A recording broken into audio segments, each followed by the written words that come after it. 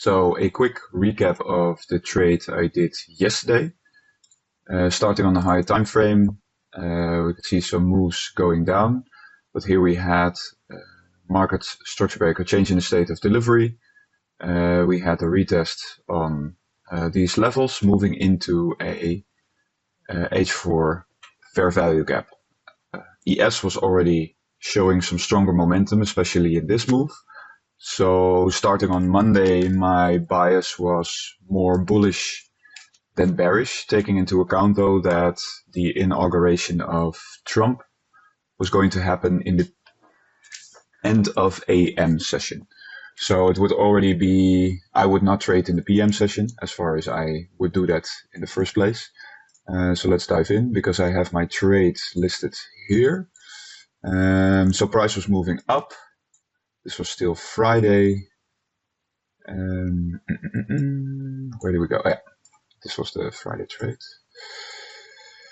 Okay, so let's play price. This was in still in Asia session. Oh no, this was already UK session.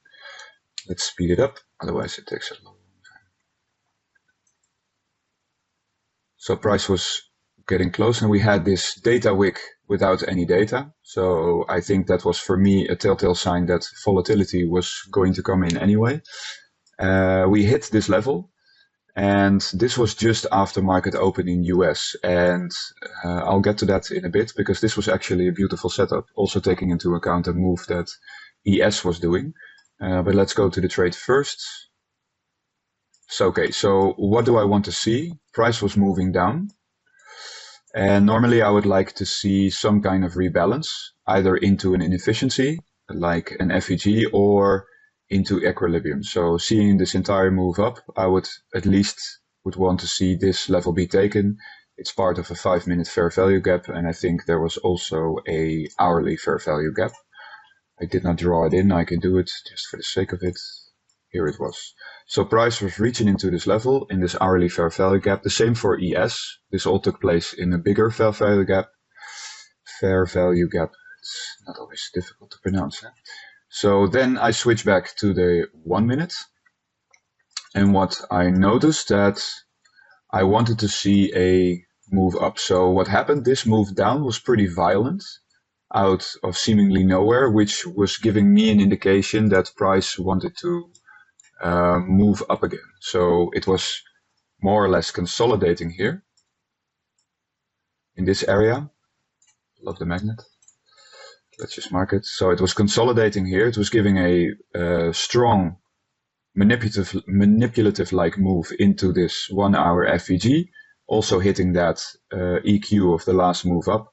So an FEG was forming, and I was actually paying close attention to that FEGs to see if I could trade it on the way up.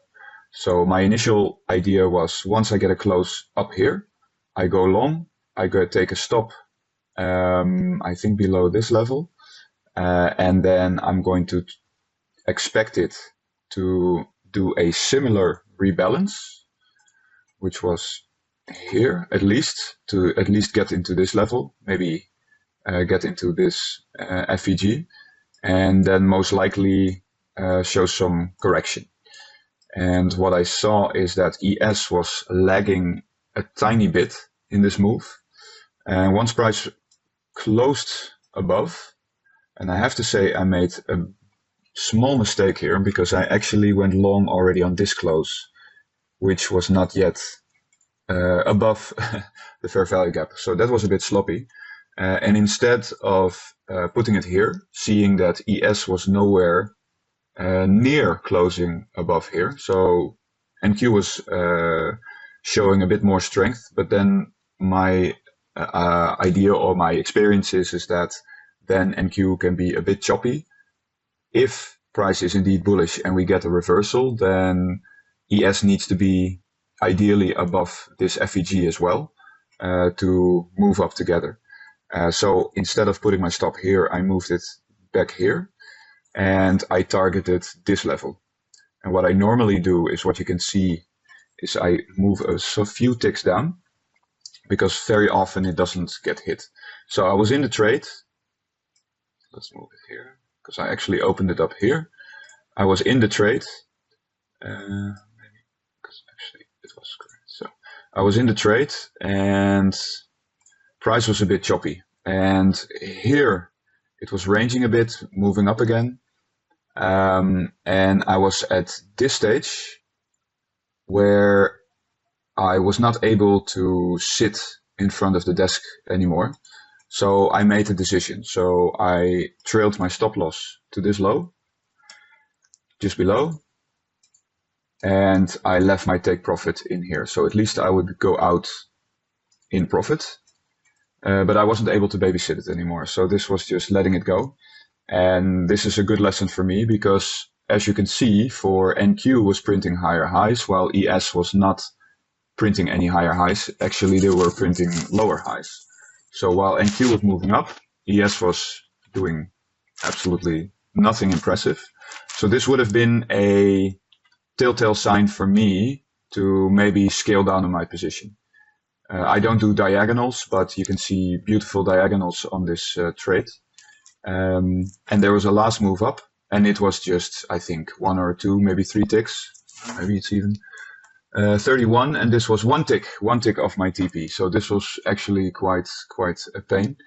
But hey, that's the consequence of my decision making when it concerns trading my trade management. And price dropped. I got stopped out, I think exactly here.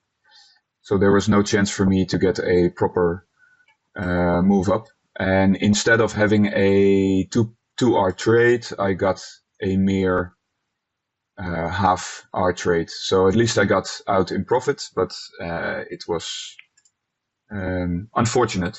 But that was, like I said, the decision of my, the consequence of my trade management. Unfortunately, but the setup itself was okay. It was in line with bias, but in hindsight, this would have been the better trade.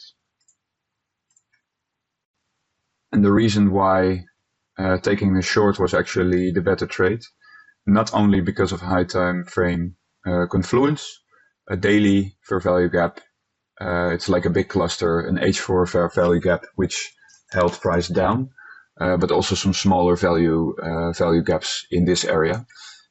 Similarly, ES was already moving up further, taking out this high also in a cluster of gaps, almost hitting this volume imbalance. And most importantly for me, there was this SMT.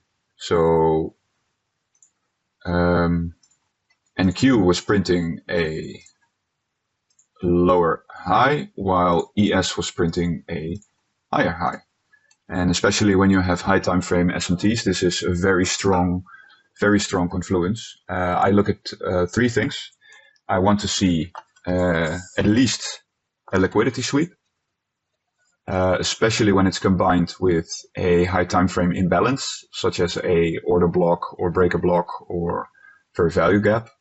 And when you have a SMT, a high time frame SMT, which means 15 minutes or higher, then it's even better. And this one ticked all 3 boxes. And even though my bias was bullish, this was actually high time frame seen a proper setup. So then what you want to see on the lower time frame is to see weakness.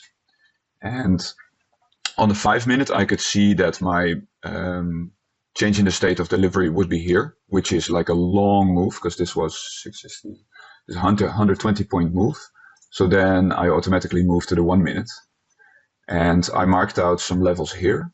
Let's see if I can just recoup that. This was the most aggressive one, which for me is just too aggressive. But here there is nice confluence because we do have a change in the state here. We already had a change in the state here. This was one candle, but good enough to show that direction. So here it not only pierced through this block, through this fair value gap, but it gave a decent retest into this small breaker block. I did not enter short here because I had actually a short waiting in this fair value gap. I wanted to be a bit more careful because I didn't know if actually this was going to get hit or only this and then reverse again, because again my bias was bullish. But in hindsight, it's worthwhile to just take maybe 1 or 2 contracts, take it, and if it moves my way, then I can already scale in further. And what I noticed here is that we had a lower time frame SMT. So while price was actually moving down here, price was showing a last move up for ES. So I saw this pattern developing, and I'm trying to see if I can, so up like this, and then actually I saw a lower high moving down while ES was doing similar in the beginning, then up, higher, and then down. And this is part of the scalping strategy I'm testing now, so that if in this situation NQ shows heavier price action, while ES is actually showing a sweep in this small consolidation just below this FEG, that's actually a sign that this is then a bearish SMT to move down. And honestly, below here, the reverse happened.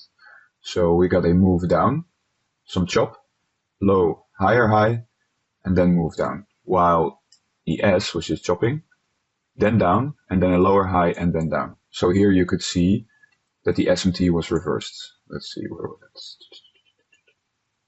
So we had this one, and then this one.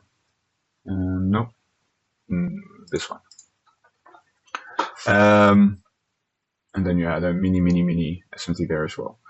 Because once price is consolidating here but not showing proper strength, then you can take into account that this will be your next liquidity